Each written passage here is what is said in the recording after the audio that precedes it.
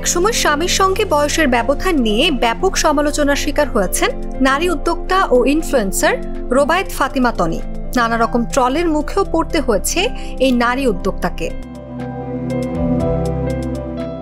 চলতি বছরের শুরুতে না ফেরার দেশে পাড়ি জমান তার স্বামী শাহাদাত হোসাইন। দীর্ঘদিন অসুস্থ থাকার পর ব্যাংককের একটি হাসপাতালে চিকিৎসাধীন অবস্থায় মারা গেছেন তিনি। স্বামীর মৃত্যুর পর 2 সন্তানকে নিয়ে একাই তার ব্যবসা প্রতিষ্ঠান দেখাশোনা করতেন তনি। এর মাঝেই হুট করেই গুঞ্জন শোনা যাচ্ছে আবারও বিয়ে করেছেন এই নারী উদ্যোক্তা। রোববার তনি তার ফেসবুকে এক ব্যক্তির জন্মদিন উদযাপনের বেশ কিছু ছবি শেয়ার করেন। মূলত এরপর থেকেই সামাজিক যোগাযোগ মাধ্যমে তার বিয়ের গুঞ্জনটি ছড়িয়ে পড়ে।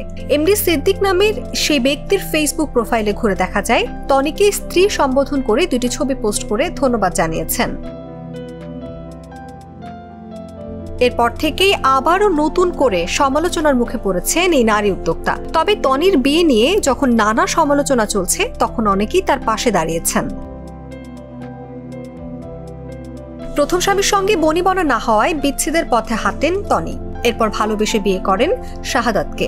দ্বিতীয় স্বামী শাহাদাত হোসাইন ছিলেন একজন সফল ব্যবসায়ী। চলতি বছরের 15ই জানুয়ারি ব্যাংককের চিকিৎসাধীন অবস্থায় মারা যান তিনি। অনুভা বিশ্বাস, জাগো নিউজ।